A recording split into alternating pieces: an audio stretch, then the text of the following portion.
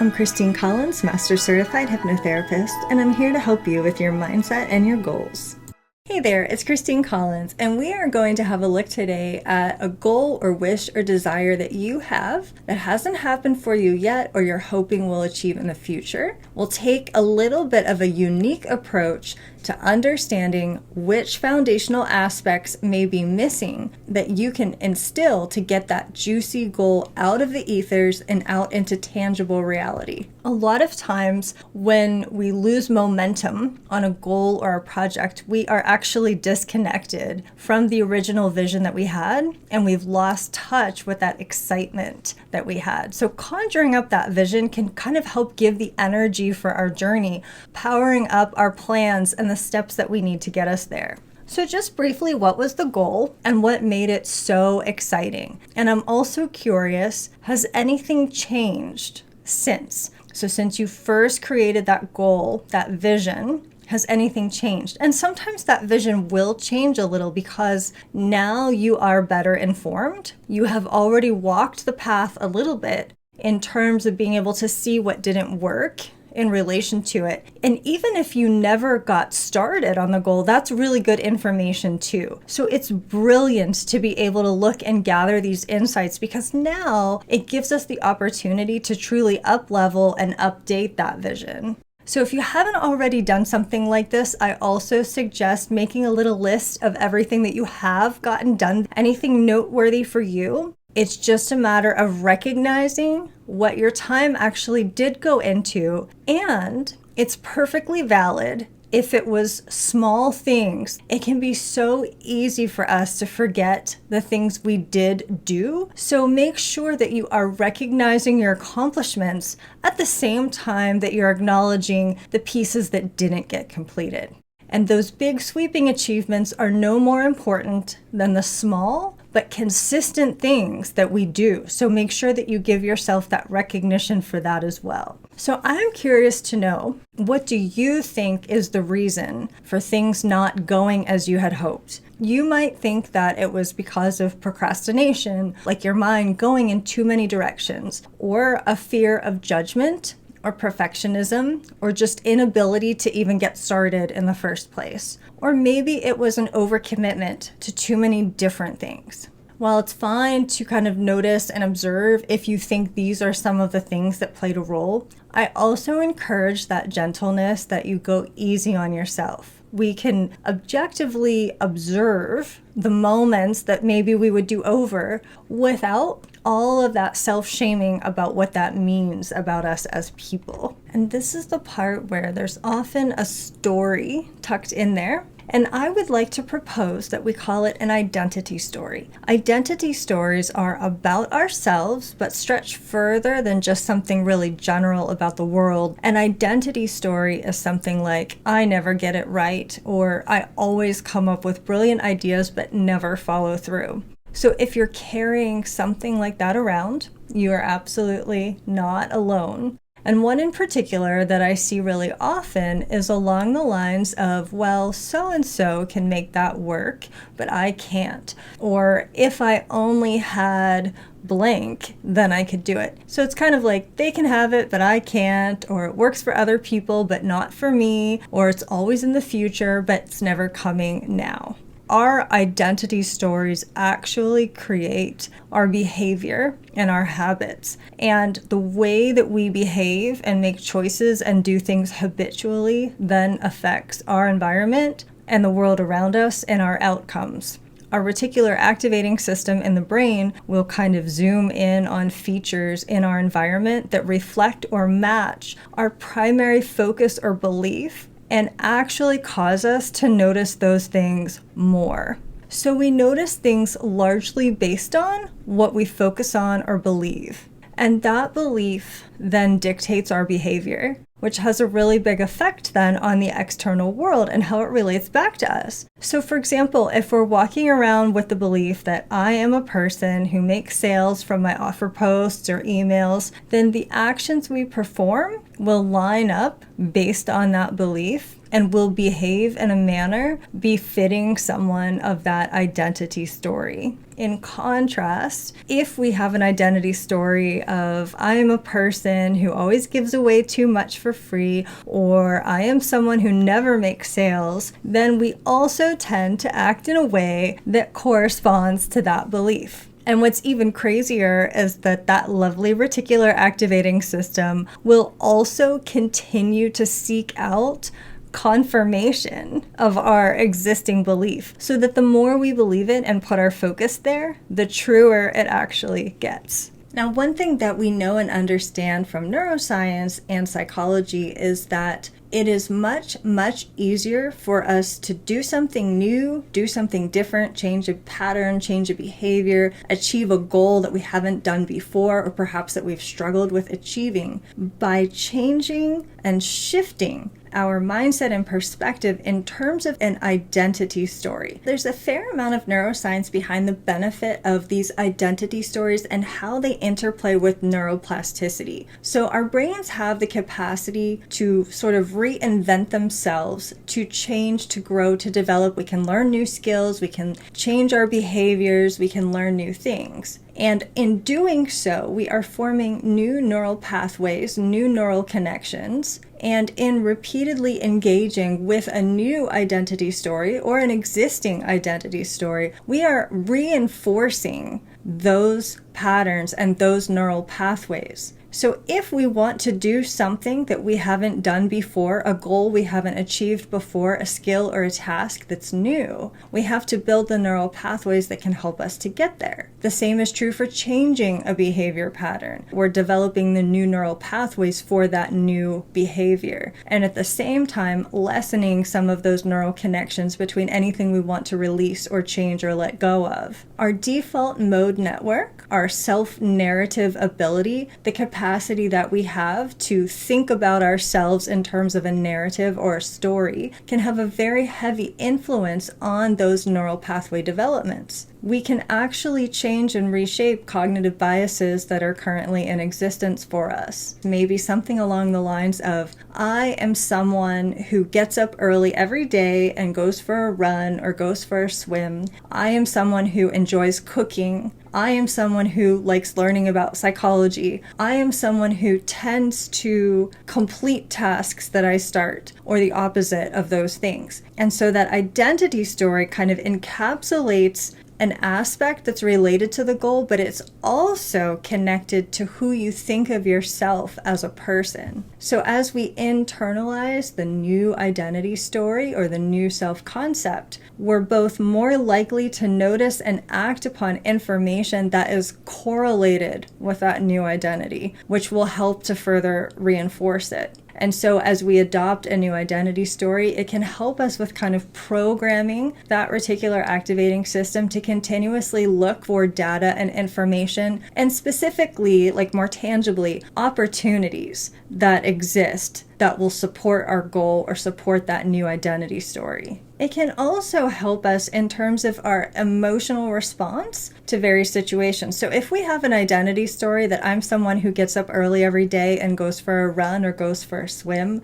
if that's sort of embedded in our self-narrative, then even on the days when it's cloudy or we're tired or there's something a little bit off, we're far more likely to keep engaging with that behavior pattern because it's a part of our identity story. Whereas if it's just like something we're trying, oh, I'm going to give it a try, I'm going to see if I can do this, we might be more inclined to be swayed by difficulties and challenges and obstacles that arise. So when we think about that in the context of a goal that you're setting for yourself, and this could be any goal, it could be business related, professional related, it could be a personal goal, it could be a habit change, it could be dietary or exercise related, it could be something to do with behavior patterns or changes. When we have the identity story story built, we're a lot less likely to be thrown off track. Our emotions are embedded into that identity story, and it helps us to align more closely with our intentions, desires, and wishes. And then when we have that in place, we also are activating our brain's reward systems, which helps us to reinforce the behaviors that are consistent with what we're wishing for and what we're desiring. So let's just play with that for a moment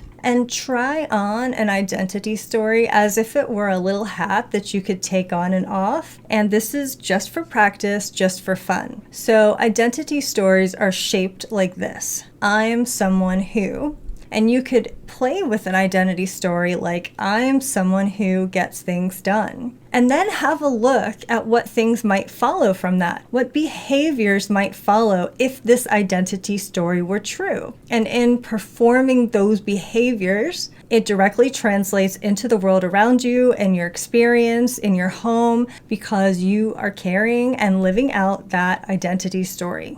And they are actually more pliable than we realize. The cool thing is, thanks to neuroplasticity, we have a gorgeous opportunity to design and adopt new identity stories anytime we want to. And when you change an identity story, it can have huge waves that will continuously ripple out into your behaviors, into your choices, and ultimately into the experience that you have. So for example, you could ask yourself, what identity are you carrying in relation to not getting this goal done? What are you telling yourself about yourself? So is it something only other people can have? Is it always in the future, just a smidge out of reach? Does it feel like it's just a tiny bit impossible? Or has it come to mean something about you, something that doesn't feel good? For example, I never finish things. I always overthink things. I never have a good strategy.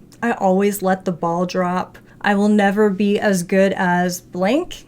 No one will ever buy this. And one thing I notice across all of these examples is that it tends to be very all or nothing thinking, using language like always or never or no one. And then the other noteworthy sign where you're trying to catch out this belief is that it just feels bad. It's not very constructive. It'll sound very bullying, something that you would never say to someone else. Now we know that our habits and behaviors will follow this identity story that we have about ourselves. And when you change that identity story in the sense of I am a person who, then the habits to make it real will follow naturally.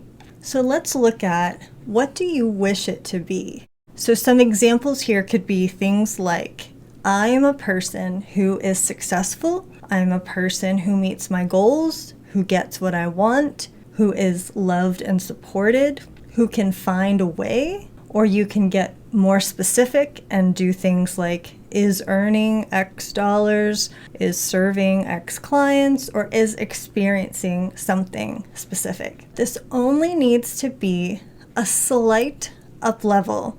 It can be a very small shift. It doesn't have to go from 0 to 100. So if the old belief was, I never can do this, then your up level may be, there's a chance that I could do this. I'm open to the possibility that I could do this. So notice yourself now allowing for the possibility that this new belief is actually viable, that it's possible. And just that little thing alone, you've made a huge transformation from that door being completely closed with the word never. And now you've cracked the door open just enough to let the light in. And when you're making a decision, you can say, now, what would someone who ...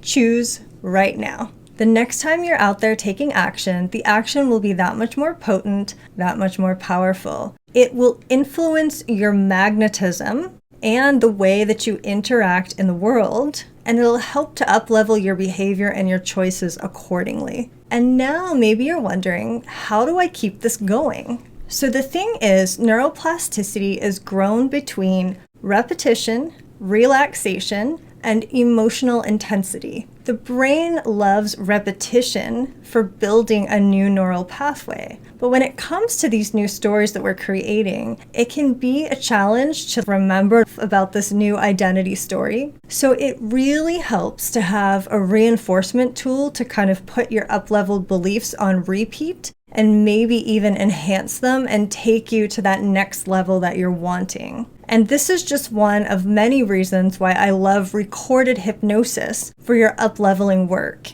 Because being recorded helps with that repetition side of building new neural pathways. And hypnosis has a well-proven record for helping with things like behavior change, trauma, anxiety. You'll often hear it touted for helping to change habits like smoking and eating, as well as helping with physical pain and enhancing performance. And the beautiful thing about hypnosis is that it includes a specific series of statements surrounding the new identity that you're building. It's also much easier to form new neural pathways when we're in the deeper brainwaves of alpha and theta, which are like a twilight in between being awake and being asleep. In those deeper states, new neurons are more easily formed, existing ones are renewed, and the old discarded ones will fade. And we can get into those deeper brainwaves using tools like hypnosis and yoga nidra.